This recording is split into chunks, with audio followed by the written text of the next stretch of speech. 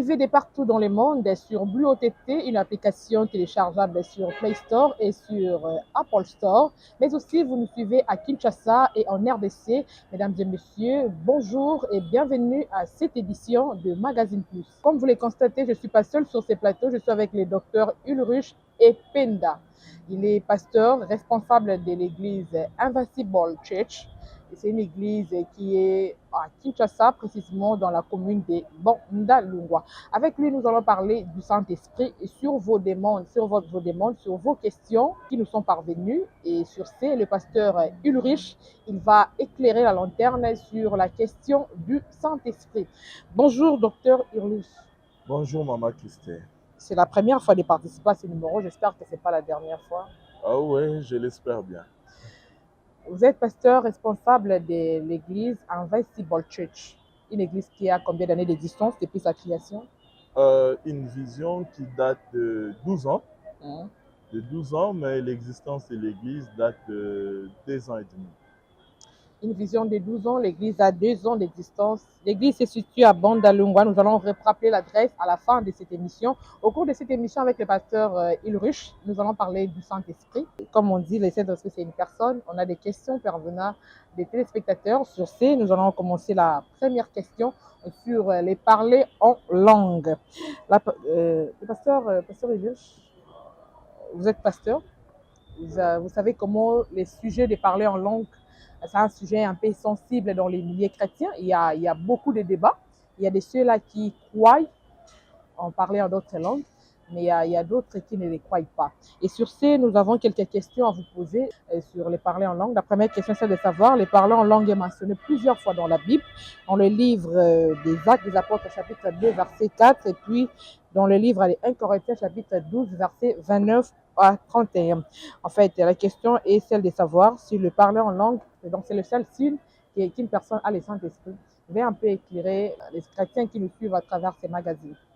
Ok, j'aimerais déjà, avant de répondre à cette question, dire au peuple de Dieu, à l'assistance, à ceux qui nous suivent, que le Saint-Esprit, qui est une personne en Dieu, lorsqu'il vient dans la vie d'un chrétien, c'est-à-dire la personne qui a reçu Jésus comme Seigneur et Sauveur, il vient dans sa vie, il amène des choses. Le premier package, c'est les dons du Saint-Esprit. Et ces dons du Saint-Esprit sont répartis en 9 dons, dont le parler en langue fait partie. Et le deuxième package, c'est ce qu'on appelle les fruits de l'Esprit. Les fruits de l'Esprit. Alors, lorsque le Saint-Esprit vient dans la vie de celui qui a reçu Jésus comme Seigneur et Sauveur, il amène ces choses. Que les dons de la diversité des langues se manifestent ou pas, que les dons de prophétie se manifestent ou pas, cela ne dit pas que la personne n'a pas reçu le Saint-Esprit. Donc, même la personne qui ne parle pas en langue, s'il a reçu Jésus comme Seigneur et Sauveur, cette personne-là a bel et bien le Saint-Esprit en lui, et cette personne-là peut être remplie du Saint-Esprit, mais les dons de la diversité des langues ne se manifestent pas encore pour une raison ou pour une autre raison. Donc, on ne peut pas dire que telle personne n'a pas le Saint-Esprit en lui juste parce qu'il ne parle pas en langue. Donc, le parler en langue n'est pas l'unique ou le seul signe qui montre que cette personne a le Saint-Esprit en lui. Donc, je vais dire quoi? Je vais dire qu'une personne peut avoir le Saint-Esprit en lui, mais chez lui, c'est d'autres dons du Saint-Esprit qui se manifestent. Par exemple, la prophétie. Par exemple, le don de miracle, le don de foi. Donc, ces dons-là peuvent être manifestes, mais les dons de la diversité des langues ne se manifestent pas encore. Mais cela ne veut pas dire que cette personne n'en a pas. On en parlera au cours de l'émission. Tout celui qui a reçu Jésus-Christ comme Seigneur et Sauveur a les 9 dons du Saint-Esprit en lui. Mais ce qui se manifeste souvent, c'est beaucoup plus comme nous les constatons dans nos assemblées, dans nos églises, lors des réunions de culte. Nous constatons que non, il y a des parlers en langue. On veut savoir juste s'il y a la différence entre parler en langue et prier en langue. Puisque on veut un peu comprendre cette nuance. Parler en langue et prier en langue. Fondamentalement, au sens du mot, il y a une différence. Il y a une différence parce que parler et prier, ce n'est pas la même chose. Ok?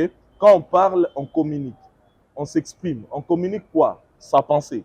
On communique ce que l'on a dans son cœur. On exprime ce qu'on a dans son intérieur. Mais quand on prie, on ne s'exprime pas. Quand on prie, on supplie Dieu. Quand on prie, on demande à Dieu. Quand on prie, on demande à Dieu d'agir, de faire quelque chose. Donc, quand on parle, on s'exprime, on communique. Mais quand on prie, on demande, on supplie.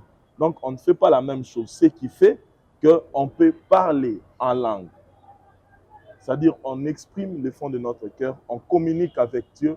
Mais lorsqu'on prie, on demande à Dieu, mais dans une langue inintelligible. Dans une langue inintelligible. En fait, pour le comprendre, c'est aussi simple. Ok, je peux parler avec Maman Christelle. Je dis, Maman Christelle, tu sais, je pense faire telle chose dans un laps de temps. Mais lorsque je vous demande, je vous dis, ah, Maman Christelle, s'il vous plaît, vous pouvez me faire une faveur de me donner telle chose ou autre chose. Là, je suis en train de demander, je suis en train de supplier. Mais lorsqu'on parle, on communique simplement. Donc, il y a une différence. Quand on prie en langue, on supplie Dieu en demandant quelque chose avec foi, espérant les recevoir. Mais quand on parle la langue, on s'exprime, on communique à Dieu ce qu'on a dans le fond de notre pensée. Donc, il y a une différence. La langue peut rester la même, ok, Oui. Mais dans le fond, il y a une différence. Dans le fond, il y a une différence, comme a expliqué le docteur Ulrich Penda. En fait, nous voulons savoir, et lors de nos réunions de culte, c'est comme un peu de la mode. Hein. Vous allez voir les conducteurs du culte, il est en train de conduire les cultes, mais il parle en langue. Mais aussi, il y a de ceux-là qui sont peut-être lésés.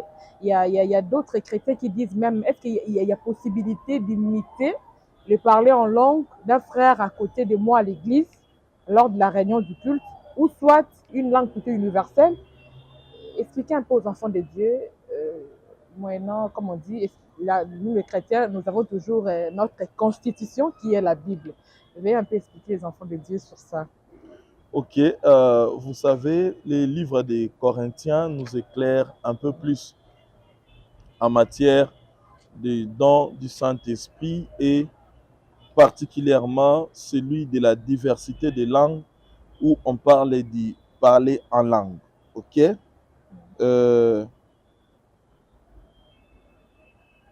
Vous savez, la question que vous m'avez posée dit, est-ce que le parler en langue, c'est une mode? Oui, c'est une mode, est-ce une que langue le parler en langue, c'est une langue universelle? Oui. Et troisièmement, est-ce qu'on peut imiter le parler en langue de son voisin, de celui qui est à son côté? Soit d'un conducteur de culte, soit dans une chanson comme ça, le chanteur a été inspiré par le Saint-Esprit et du coup, la personne qui chante, est-ce que la personne peut imiter les parlers en langue d'une chanson?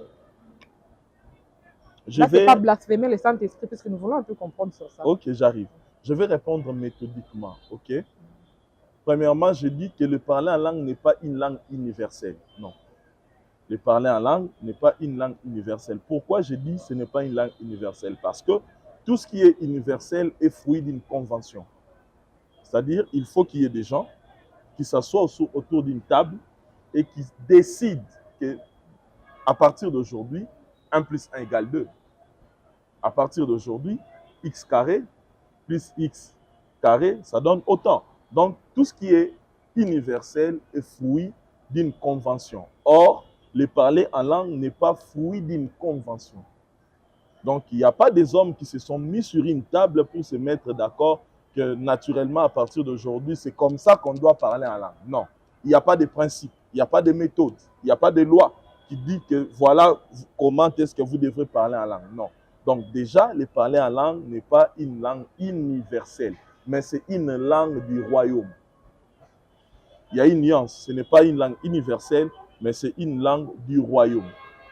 Lorsque l'opinion veut savoir si le parler en langue est une mode, le parler en langue n'est pas une mode, parce que la mode est éphémère, la mode est temporelle. Ça, là sont des caractéristiques de la mode. Toute mode est éphémère, toute mode est temporelle. C'est comme ça que vous allez voir à un certain moment, il y a une mode qui arrive et après un moment, ça disparaît. Donc la mode est temporelle, la mode est éphémère. Or, le parler en langue, depuis Actes chapitre 2, lorsque le Saint-Esprit a commencé à libérer les grâces, les dons du Saint-Esprit sur ceux qui croient, jusqu'à ce jour, le parler en langue n'est jamais devenu expiré, n'est jamais devenu démodé. Donc, le parler en langue n'est pas une mode, ce n'est pas une langue temporelle, ce n'est pas une langue éphémère. C'est jusqu'à ce que Jésus-Christ reviendra. Il prend ce qu'il appartient et il mettra fin au monde. C'est alors qu'on ne parlera plus la langue sur terre. Donc, cette langue-là n'est pas une mode, n'est pas une mode, n'est pas une mode.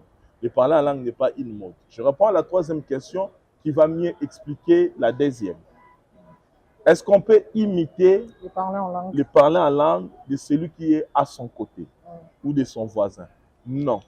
On n'imite pas le parler en langue de son voisin ou du conducteur du culte. Déjà, basiquement, on ne peut pas l'imiter. Pourquoi? Parce que la Bible dit que celui qui parle la langue est stérile dans son intellect.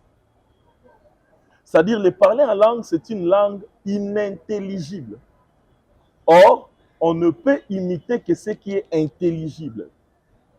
Donc, pour imiter la manière de faire, de dire de Christelle, il faut que tu comprennes ce qu'il est en train de faire, il faut que tu entendes ce qu'il est en train de faire. Or, lorsqu'on parle la langue, même la personne qui parle la langue lui-même ne sait pas déchiffrer, ne sait pas décrypter ce qu'il est en train de dire, parce que la Bible dit que celui qui parle la langue, son intellect est stérile, c'est-à-dire son intelligence n'arrive pas à capter ce que sa bouche est en train de dire. Donc, on ne peut pas imiter. Alors, on se pose cette question certainement parce que l'on se rend compte que les gens ont tendance dans nos églises de parler les langues qui ont de mêmes terminaisons. Oui, oui. De mêmes terminaisons que leurs pasteurs, de mêmes terminaisons que leurs conducteurs de culte, de mêmes terminaisons que leurs responsables de commission. Les chantres aussi dans les chansons. Même les chantres, oui. Vous voyez, on a cette impression-là et on croit que les gens sont en train d'imiter les parler en langue. Non, on n'imite pas les parler en langue de son voisin. Mais pourquoi cette ressemblance? Premièrement, parce que c'est une langue du royaume. Ce qui fait que lorsque nous sommes 1000 Français, c'est normal que 500 Français aient la même terminaison dans leur façon de parler. Donc, sans pour autant imiter les sans pour autant imiter le français de son voisin. Donc, nous sommes tous Français. C'est la langue qui se parle en France, dans l'espace francophone. Alors, nous aussi dans le royaume, le parler en langue, c'est notre langue du royaume. C'est tout à fait normal que l'on retrouve toute une assemblée en train de parler en langue ayant une même terminaison. Ça, c'est la première raison, c'est parce que c'est la langue du royaume. C'est une langue officielle dans le royaume de Dieu. Deuxième raison, c'est que lorsque les terminaisons de parler en langue des gens se ressemblent, on ne parle pas d'imitation, mais on parle de l'impactation. On parle de l'impactation parce que mon parler en langue peut t'impacter. Donc, si ça impacte, je peux parler aussi comme toi. Voilà. Je peux parler même parler en langue. Exactement. Donc, mon parler en langue peut t'impacter. Soit par imposition de main, soit par prophétie, soit par aspiration. La Bible dit dans le livre des Corinthiens, aspirer au don. Alléluia. Aspirer au don. Donc, c'est-à-dire, lorsque moi, j'ai les dons de guérison, les dons de foi, je constate que ma sœur Christelle a les dons de la diversité des langues. Et lorsqu'il parle la langue, je sens que mon esprit s'approche de Dieu. Plus j'aspire à se parler en langue, et autant je reste aux côtés de toi, je peux être impacté par ton parler en langue, mais par mon aspiration.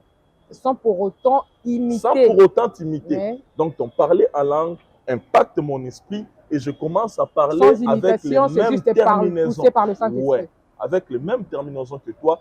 Et encore ou encore, quelqu'un qui parle en langue, lorsqu'il t'impose les mains, il est possible que sa fréquence du parler en langue devienne aussi ta fréquence du parler en langue. Souvenez-vous, l'apôtre Paul dira à Timothée, Timothée mon fils, ne néglige pas les dons qui t'ont été légués par prophétie et par imposition des mains. Donc, si la personne qui parle en langue t'impose les mains, il est possible que les terminaisons de ton parler en langue ressemblent à celui qui t'avait imposé les mains dans sa terminaison. Donc, ce sont des choses qui se passent spirituellement comme ça, soit donc par l'impactation, par aspiration, par imposition de main, par prophétie, ces choses peuvent devenir comme si on était en train d'imiter, mais en réalité, personne n'a imité le parler en langue de l'autre. Donc, on n'imite pas le parler en langue de l'autre. Déjà, comment tu vas imiter quelque chose que tu ne comprends pas?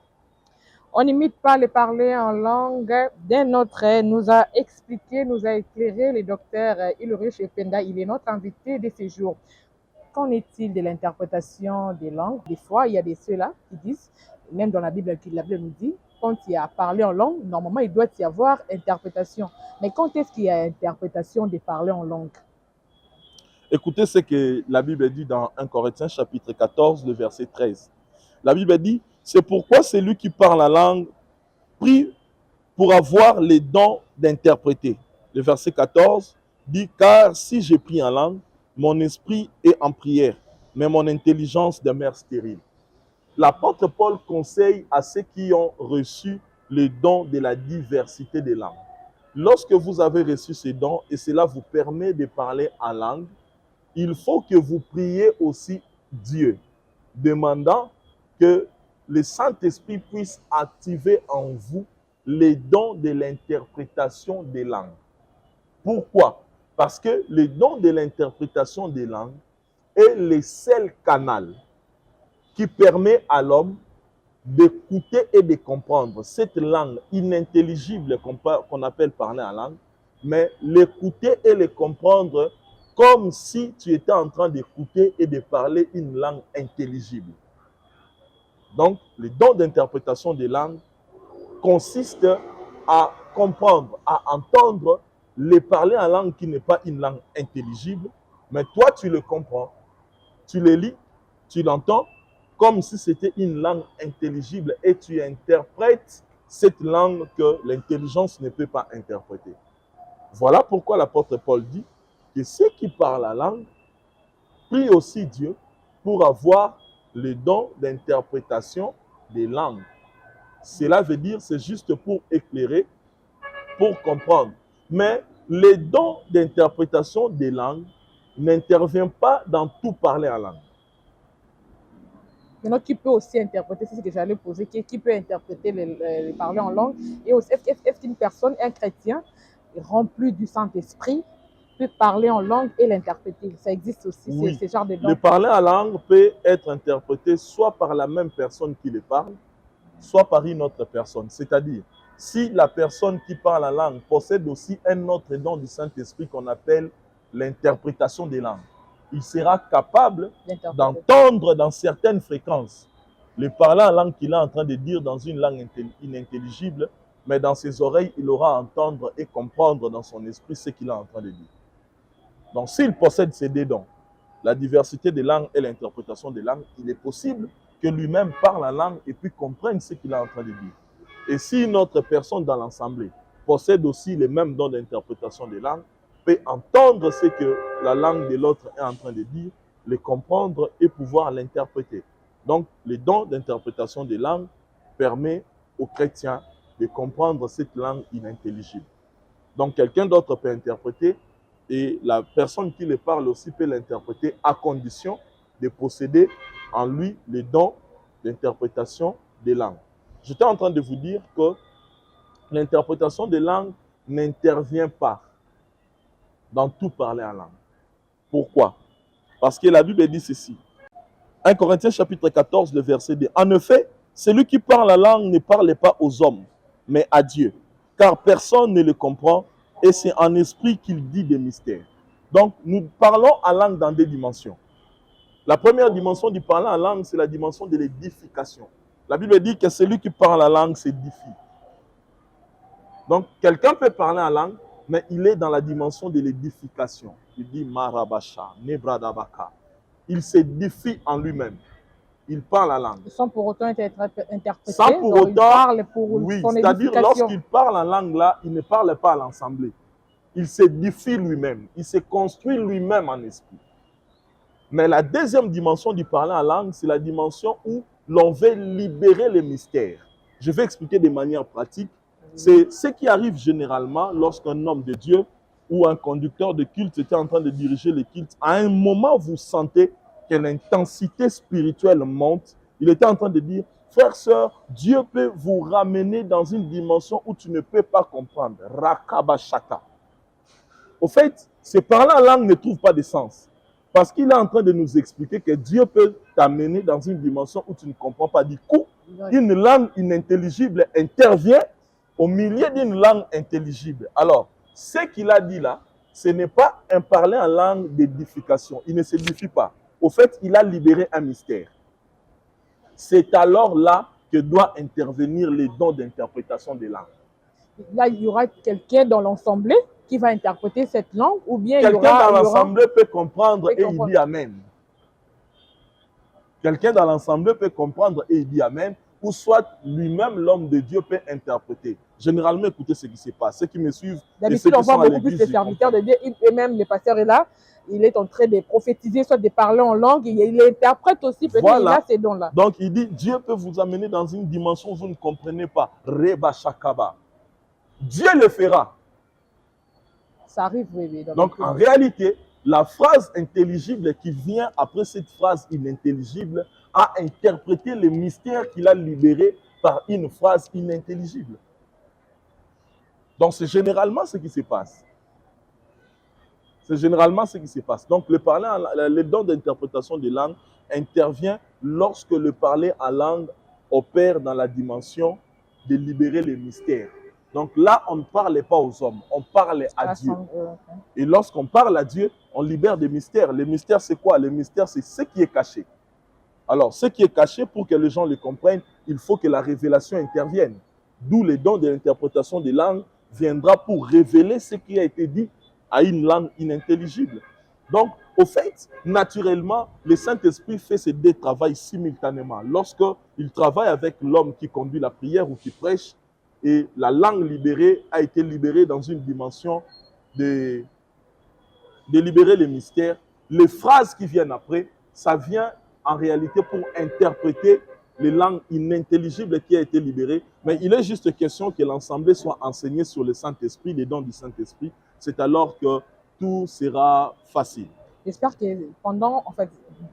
très souvent, on les voit, c'est quand il y a la Pentecôte, qu'il y a beaucoup plus d'enseignements sur le Saint-Esprit. Est-ce qu'une personne qui a le don d'interprétation des langues peut ou ne peut pas parler en langue, puisque ça arrive aussi, quelqu'un a le don d'interpréter en langue, mais il n'est pas en langue. Ça arrive aussi. Ouais, ça peut arriver.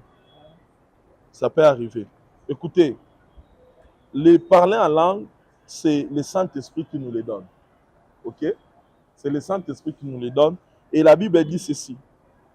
En Corinthiens chapitre 12, écoutez ce que la Bible dit.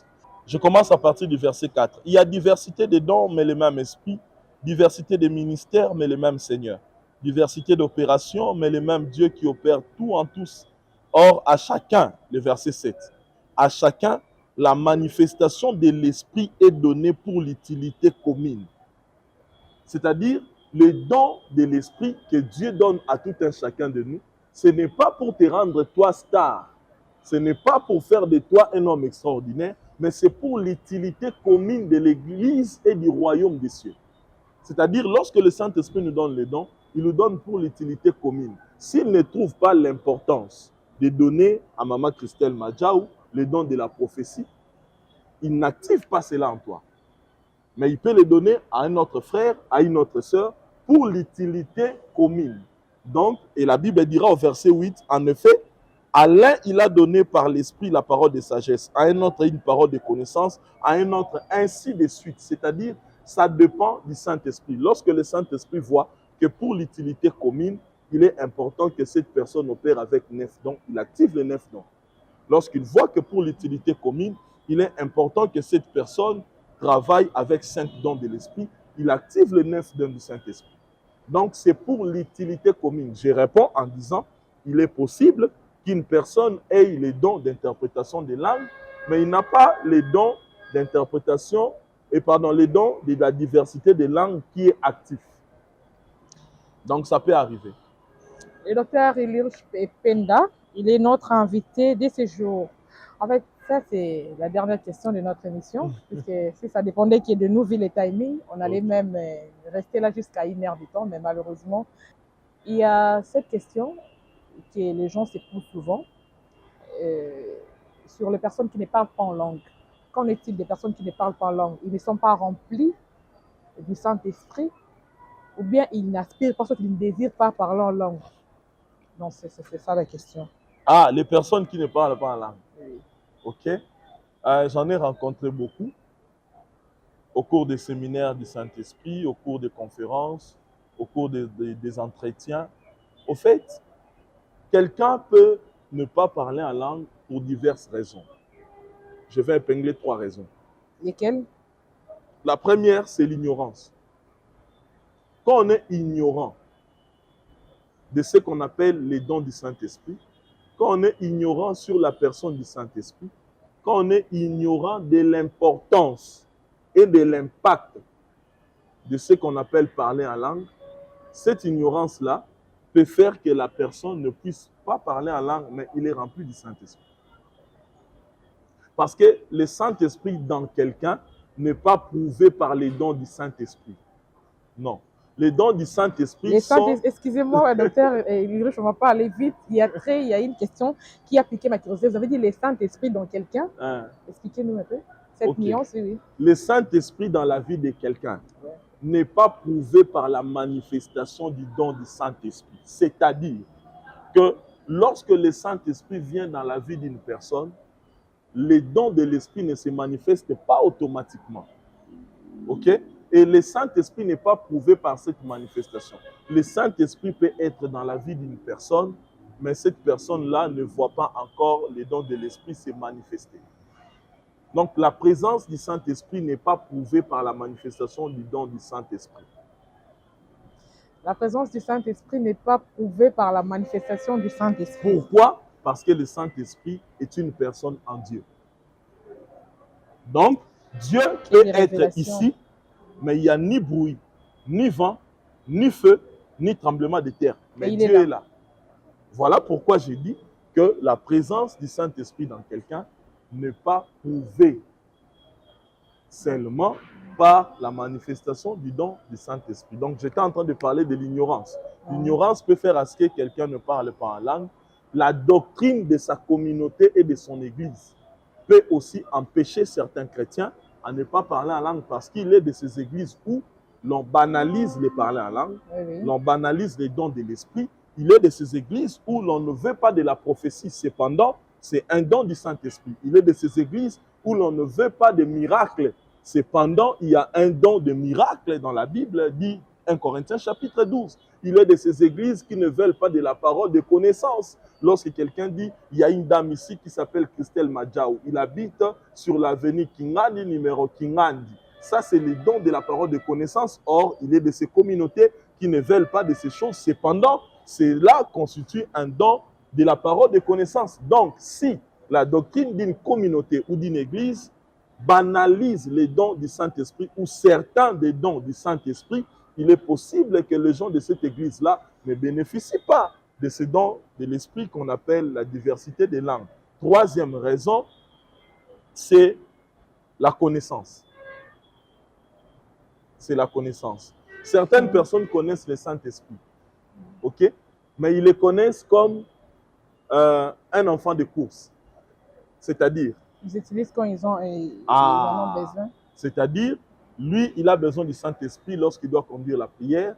Il a besoin du Saint-Esprit lorsqu'il doit faire un service. Il a besoin du Saint-Esprit lorsqu'il doit faire quelque chose pour une raison que lui trouve importante. Or, le Saint-Esprit, ce n'est pas un enfant de course. Ce n'est pas un garçon de course. Le Saint-Esprit, c'est la personne en Dieu que Christ nous a laissée jusqu'à ce qu'il reviendra. Il dit, il est important que je m'en aille, sans quoi le consolateur ne viendra pas. Et ce consolateur, c'est le Saint-Esprit, le Paraclétos. Sans quoi le consolateur ne viendra pas.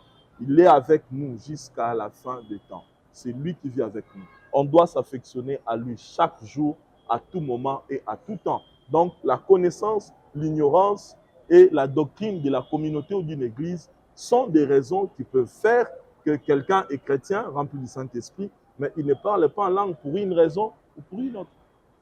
C'était le docteur Ilrush Ependa. Il a répondu à notre préoccupation, à nos préoccupations et surtout sur le Saint-Esprit. J'espère que vous allez suivre cette émission. Ça sera pour l'édification Envoyez-nous vos questions. En tout cas, parvenez-nous toutes vos suggestions. Et vous allez suivre ces magazines dans nos chaînes partenaires. Vous avez un mot de plus? À la fin, je dirais à tous qui nous suivent que nous avons besoin du Saint-Esprit. Tu es enfant de Dieu, tu as reçu Jésus comme Seigneur et Sauveur. Le Saint-Esprit est en toi, il est venu dans ta vie le jour où tu l'as reçu. Que tu vois les dons du Saint-Esprit se manifester ou pas, le Saint-Esprit est avec toi. Alors, la Bible nous dit aspirer aux dons.